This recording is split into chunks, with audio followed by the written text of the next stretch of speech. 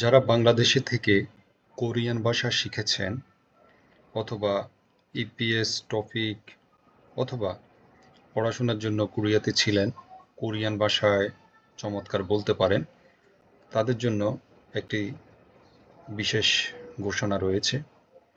আপনারা যদি কোরিয়ান দূতাবাসের এমবিসির যে ফেসবুক পেজ রয়েছে সেটা যদি ভিজিট করেন তাহলে দেখতে পাবেন এই যে এখানে একটা পোস্ট, সেটা হচ্ছে কি, সেটা হচ্ছে কোরিয়ান স্পিচ কন্টেস্ট 2025।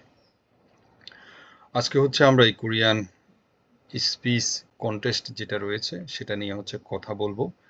কারা এখানে অ্যাপ্লাই করতে পারবে, কিভাবে আবেদন করতে পারবে, কোন টপিকগুলো নিয়ে তার যে স্পিচ দিবেন সেটা সাজাতে হবে এবং কবে সিলেকশনের যে ডেট রয়েছে সেটা কবে সিলেক্ট হলেন কি হলেন না সেটা জানতে পারবেন। সর্বশেষ কোথায় এই প্রোগ্রামটি অনুষ্ঠিত হবে, তাহলে আমরা বিস্তারিত জেনে নিচ্ছি। এই যে এই হচ্ছে প্রোগ্রামটার হচ্ছে পোস্টার। এখানে হচ্ছে আপনারা যে কেউ চাইলে কোরিয়ান এমবাসি বাংলাদেশের দূতাবাসের ফেসবুক পেজে গিয়ে বিস্তারিত দেখতে পারেন।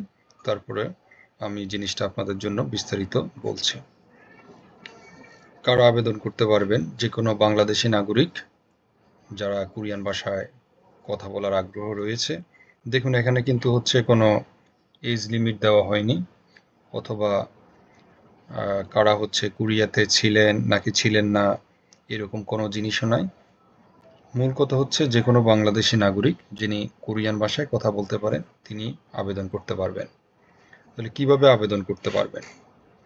আপনাকে আবেদন করার জন্য যে বিষয়টা প্রয়োজন সেটা হচ্ছে, আমরা একটু পরে দেখাবো কোন তিনটা বিষয়। এই তিনটা বিষয় বা তিনটা টপিকের উপর আপনাকে কোরিয়ান ভাষায় একটা ভিডিও তৈরি করতে হবে। আপনি সেখানে হচ্ছে সেই বিষয়গুলোর উপর কথা বলছেন, এরকম সর্বোচ্চ 5 মিনিট পর্যন্ত হচ্ছে আপনি স্পিচ দিতে পারবেন এবং 5 মিনিট পর্যন্ত স্পিচ দেওয়ার একটা ভিডিও তৈরি করবেন। সেটা হচ্ছে কত দিনের মাঝে? সেটা হচ্ছে 15 জুন থেকে শুরু করে 12 জুলাই 2025 পর্যন্ত। আপনি এই সময়ের মাঝে, আবেদনের সময়সীমা হচ্ছে এটা, আপনি এই 5 মিনিটের একটা তিনটা টপিকের যে কোনো একটা টপিকের উপর 5 মিনিটের একটা ভিডিও তৈরি করে আপনাকে হচ্ছে নিচের যে ইমেল অ্যাড্রেসটা দেওয়া রয়েছে সেখানে হচ্ছে পাঠিয়ে দিতে হবে। সেটা হচ্ছে consultdaka@gmail.com। এখন আপনাদের জিজ্ঞাসা করতে পারেন যে কোন তিনটা বিষয়, যে নিচের এই তিনটা বিষয় রয়েছে সেই তিনটা বিষয়ের উপরে হচ্ছে আপনি আপনার 5 মিনিটের যে কোরিয়ান ভাষায় যে স্পিচ রয়েছে সেটা হচ্ছে সাজাবেন। সেই প্রথম টপিক কি? প্রথম টপিক হচ্ছে যে নেগা সারাং হানুন হানগুক মুনহুয়া, আমার প্রিয় কোরিয়ান সংস্কৃতি।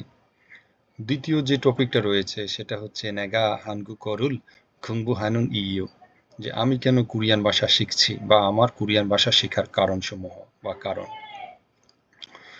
3 নম্বর যে টপিক রয়েছে সেটা হচ্ছে সিগানি দুই দলিলসু ইত্তামেয়ন হাগু শিপ্পুনি, যদি সময় ফিরে পাই আমি যা করতে চাই। তাহলে এই তিনটা বিষয়ের উপর আপনাকে যেটা আপনি সবচেয়ে ভালো পারবেন, সাবলীলভাবে বলতে পারবেন এবং হচ্ছে চমৎকার কোনো আইডিয়া নিয়ে হচ্ছে বলতে পারবেন, এবং যে জিনিসগুলো হচ্ছে কমন জিনিস না, এবং হচ্ছে আপনি শুধুমাত্র হচ্ছে একদম বেসিক লেভেল না, আপনাকে হচ্ছে এখানে বেসিক থেকে একটু ইন্টারমিডিয়েট এবং হচ্ছে উপরের লেভেলের বিভিন্ন রকম সেন্টেন্স স্ট্রাকচার, গ্রামার, শব্দ সেগুলো যুক্ত করে আপনি আপনার এই স্পিচটা রেডি করবেন এবং সেটা হচ্ছে রেকর্ড করবেন। পরবর্তীতে আপনি তো রেকর্ড করে জমা দিলেন, তারপরে কি হবে? তারপরে হচ্ছে আপনাদেরকে 13 জুলাই 2025 তারিখে দূতাবাস ওয়েবসাইটে এবং আপনি যে ইমেলে আপনি পাঠাবেন সে ইমেলে আপনাকে নোটিফিকেশনের মাধ্যমে, আপনি যদি চূড়ান্ত প্রতিযোগী হিসাবে সিলেক্টেড হন তখন আপনাকে জানাবে। এবার আসি যে আপনাকে কোথায় এই চূড়ান্ত প্রতিযোগিতাটা কোথায় অনুষ্ঠিত হবে। সেটা অনুষ্ঠিত হবে ইন্ডিপেন্ডেন্ট ইউনিভার্সিটি বাংলাদেশ, আইইউবির মেইন অডিটোরিয়ামে। সেটা কত তারিখে? সেটা হচ্ছে 26শে জুলাই 2025 শনিবার বিকাল 3টা থেকে 5টা। আপনাকে, যেহেতু আপনি প্রতিযোগী অংশগ্রহণ করবেন, আপনাকে হচ্ছে 3টার আগেই সেখানে উপস্থিত হতে হবে।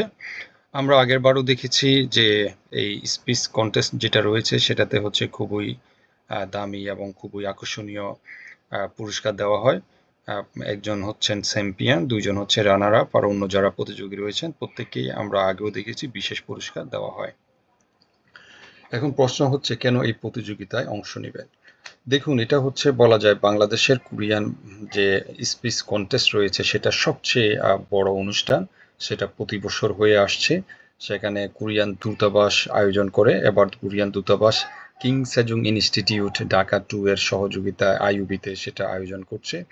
এবং অনেক ক্ষেত্রে দেখা যায় কোরিয়ান অ্যাম্বাসেডর নিজেই সেখানে উপস্থিত থাকেন এবং হচ্ছে কোরিয়ান অ্যাম্বাসেডরের কাছ থেকে হচ্ছে আপনি আপনার যদি চ্যাম্পিয়ন বা রানার আপ বা অন্তত আপনি যদি হচ্ছে সিলেক্টেড হন, তাহলে হচ্ছে ওনাদের উপস্থিতিতে আপনি একটা সার্টিফিকেট এবং হচ্ছে একটা ক্রেস এবং হচ্ছে পুরস্কার পাবেন।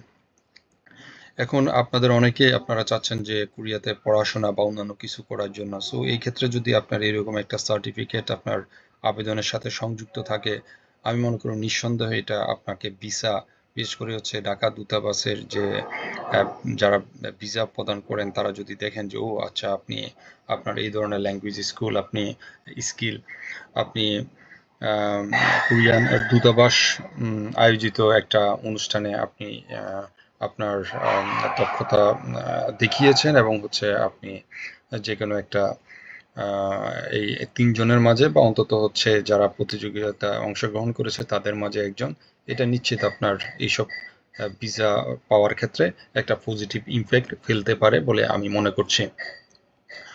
শুধু তা না, এখানে হচ্ছে কোরিয়ান বাংলাদেশে যারা কমিউনিটি থাকেন তাদের অনেকেই সেখানে উপস্থিত থাকেন।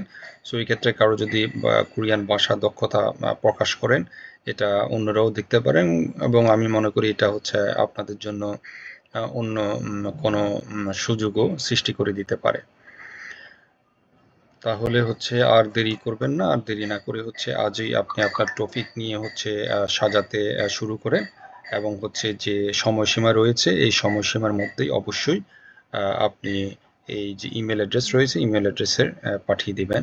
তো সবাই জন্য শুভকামনা রইল। আশা করি আপনারা এই স্পিচ কন্টেস্টে অংশগ্রহণ করবেন।